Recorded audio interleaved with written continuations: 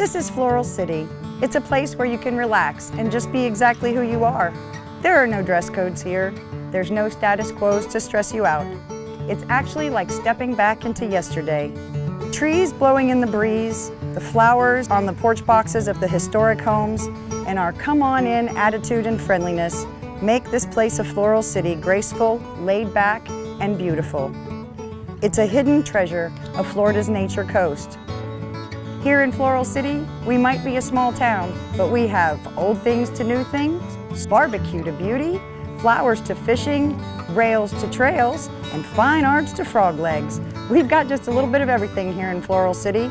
It's our historic country culture.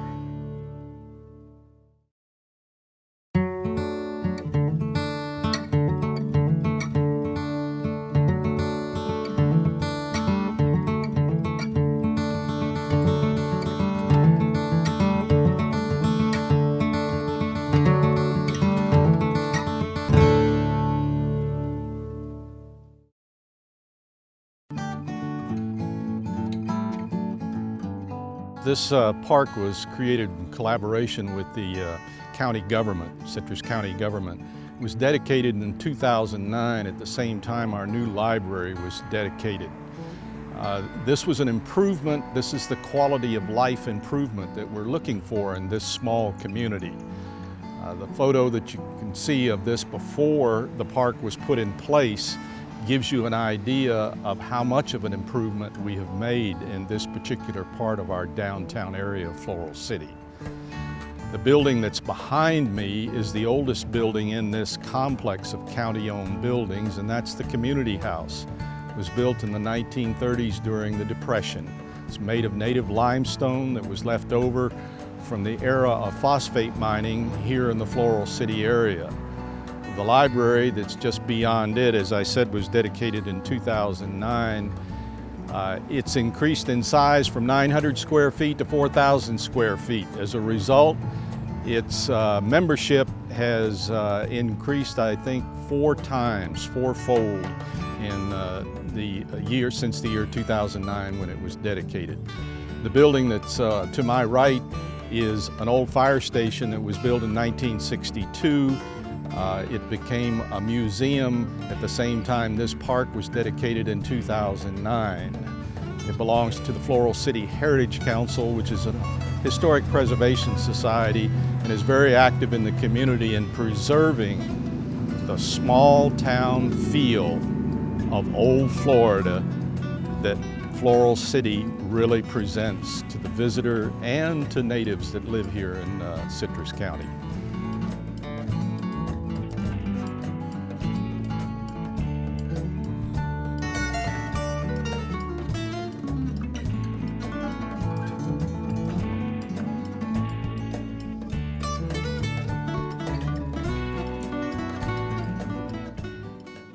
This was the plot of Floral City back in 100 years ago. How has it changed since then? What are we trying to do to keep it the same? Well, Shannon, it really has changed very little physically. If you were able to fly over in a drone or an airplane and look at it, you would see essentially the same look, the same number of buildings. The buildings have changed. Some of the older buildings we've lost, unfortunately, but essentially our historic district, which you see in this diorama, looks essentially the same. And we really like that because what we've done is preserve the ambiance of our small little old town Florida feel. All right, our small little community of Floral City was founded in 1883 by two gentlemen. One was a state senator in the Florida legislature, Austin Mann. He lived in Crystal River and had citrus groves over there. Another man who was an attorney and a surveyor and a realtor named W.H. Havron laid out the town as a surveyor. This was done in 1883. Florida was in kind of a migration boom. The Seminole Wars were over and pioneers were moving into this part of Florida. In the beginning, in order to move commerce, because this was a major agricultural area, steamboats were established on our lake here in Floral City. And in order for them to get their goods to the railroad, which was not here in Floral City, A canal was dug in 1884, a year after the founding of the town, to connect Floral City's lake to the Withlacoochee River. And that was used to move commerce to a railhead over on Lake Panasoffkee. After the founding of the town, 10 years later in 1893, the railroad arrived. So as a result of the railroad, steamboats, which were less efficient than the railroad in moving goods and people, steamboats died, and we lost a very romantic era of our community. When Floral City was first founded, this avenue here, called Aroostook Way, was where our business district was located because there was a landing here for the steamboats. Now the railroad has arrived 10 years later, so many of the buildings that were located here in the business district were picked up and moved about a quarter of a mile to this location next to the railroad. That's how the town changed in the first decade of its life. We know today that the railroad is gone. It was moved in the middle 1980s, or it was removed in the middle 1980s, and now we have the Withlacoochee Trail, which is very, very important to Floral City. It's important to our modern history now because it is the geographic center of the trail. We have a lot of people that are bike riders, walkers, that want to start in the middle of the trail, and that's where Floral City is located. One of the great things about this small little community, as small as it is so very, very rich in history. And a very good example of that is the Florida Seminole Wars. There were 3 Seminole Wars as far as the white people who were immigrating into Florida are concerned. The Seminoles considered it one single long war. The Second Seminole War in the 1830s started in December of 1835 and ended in 1842. But in 1836, most of the activity during the Second Seminole War took place within a 25-mile radius of Floral City. And that's what you see in the map here.